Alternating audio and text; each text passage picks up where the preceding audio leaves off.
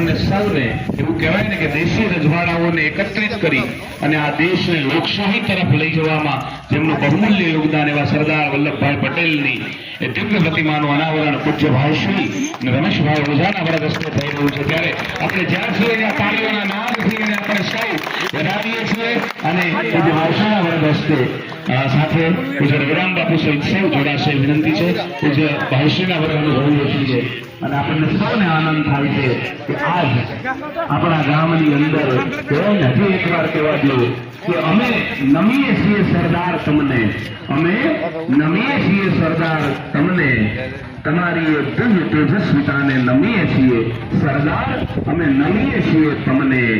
તમે બધા ભેગા કર્યા, તમે બધાને ભેગા કર્યા એકત્રિત ભાવ, અમે નમીએ છીએ સરદાર તમને, અમે નમીએ છીએ સરદાર તમને. આવા વલ્લભભાઈ પટેલની દિવ્ય પ્રતિમાનો આ લોકાર્પણ થયું છે. આપણે સૌ ફરીવાર તાળીઓના નાદથી આવકારીએ છીએ.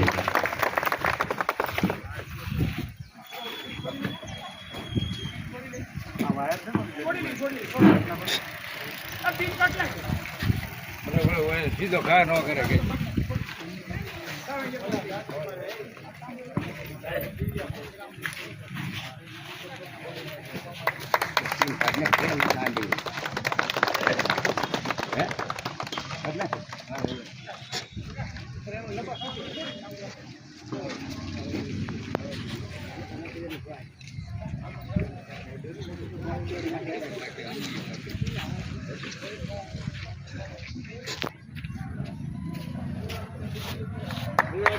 આપણે સૌ તાળીઓના નાદથી વધાવીએ.